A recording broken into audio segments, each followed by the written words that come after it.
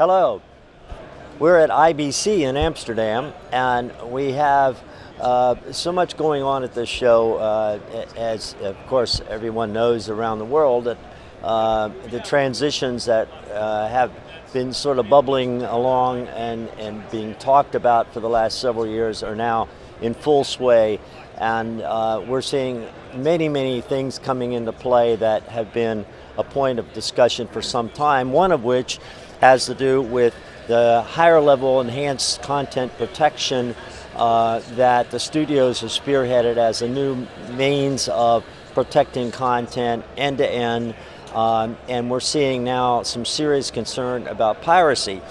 And we have the good fortune of being able to talk about some of this with Doug Lowther, who is the CEO of Irdeto. Doug, thanks for taking some time. Very glad to be here. Thank you. So let's just look at this first question, I guess, in my mind, is you've been talking about piracy. You've done so many presentations. You've got a huge anti-piracy operation going on at your headquarters, working on with enforcement authorities around the world for years. But it's still been kind of under the radar. Now all of a sudden everybody's talking about piracy. What happened, and do you think it's like real that people are very concerned, or is it just more talk?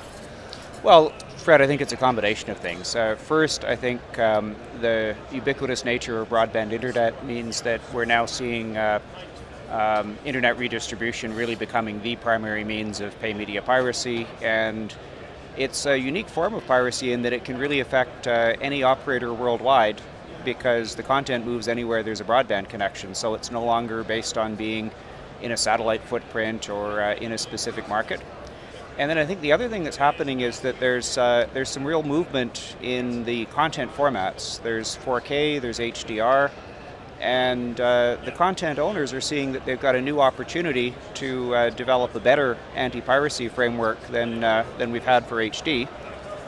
And that means that all of a sudden there's interest in what we call a 360-degree approach to security, which means that rather than viewing watermarking, forensics, anti-piracy, detection, all as discrete capabilities, we've got to integrate these capabilities together into a solution that works very seamlessly and very quickly.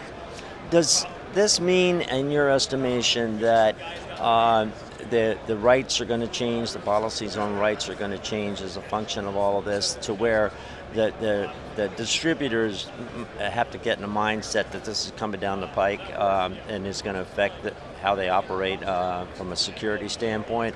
Or is it going to come trickling in piecemeal from one studio to another, or from one network to another, that kind of thing? Yeah, I certainly think there's indications that the major content owners, for example, the studios, are working more closely together and are more of a mind to get synchronized on requirements and strategies. And I think that will have a multiplier effect that's much greater than any actor working alone. I think also what's happening is that the distributors and the pay TV operators are seeing that these new formats are an opportunity for them to differentiate.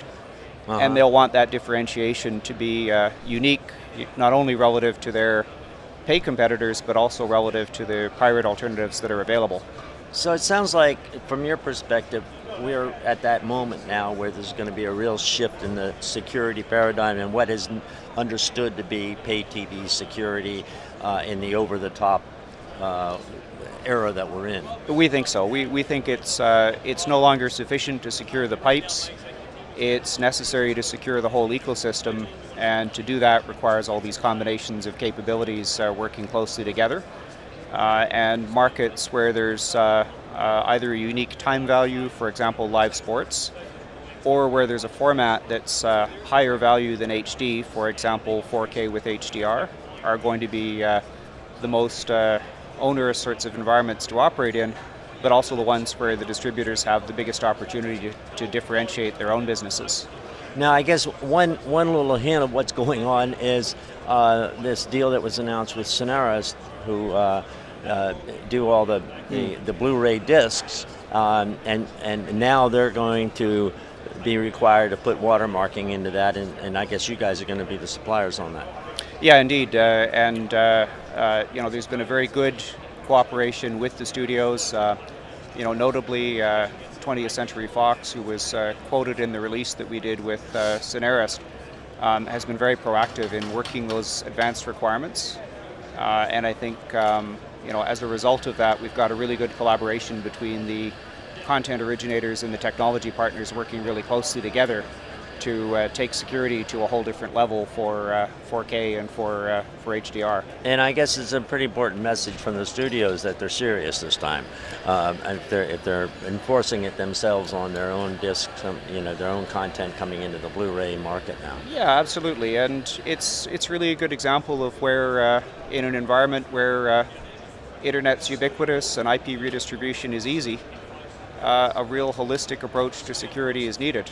And we're really happy to see the studios stepping up to that challenge, and I think the operators will follow suit because they differentiate their business by having the best content. All of you guys have different watermarking tools and coding and different ways of reading things, and so there's a lot to be resolved in regional buy-in on how to go about all this.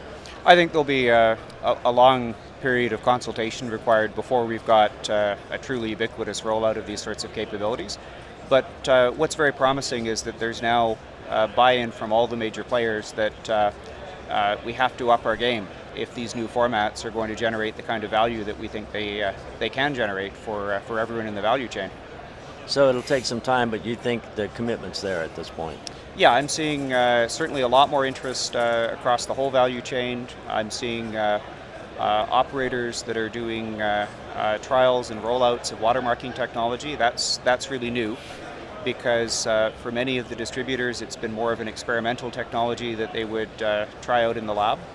But now we're seeing some actual rollouts and deployments happening, and similarly we're seeing the studios move beyond the experimentation phase into making some actual commitments to these next generation sorts of anti-piracy capabilities. Now, another new wrinkle, and one that's very significant for the service providers, and I'm not sure how deeply this is registered yet, but this idea that you can't just take the manufacturer's word on certification of security around some new device that's coming out. Now it's going to fall on the distributors to be responsible to confirm that that's really secure. So they're going to need help in that area too.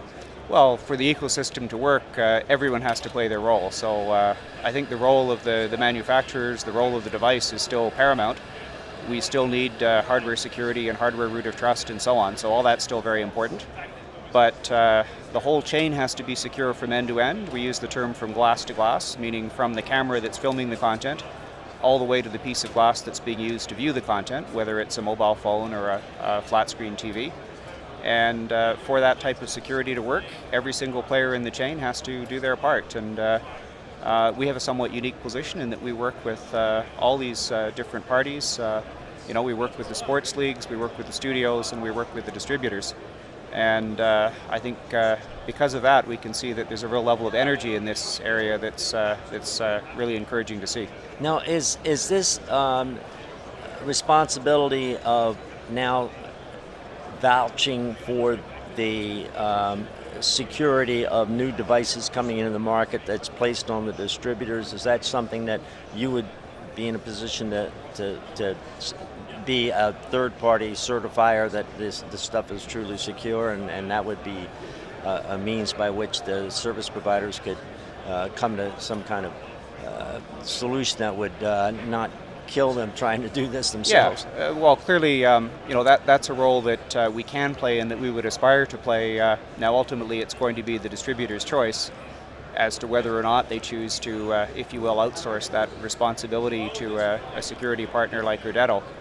But one thing that I think gives us a lot of capability is that we're active not only at the application level, looking at the piracy detection and forensics and so on, but right at the deepest level of putting security keys into just about every broadcast-capable SoC, every silicon platform in the planet, and doing that on behalf of some of the largest pay TV operators on the planet means that we've got that capability in-house.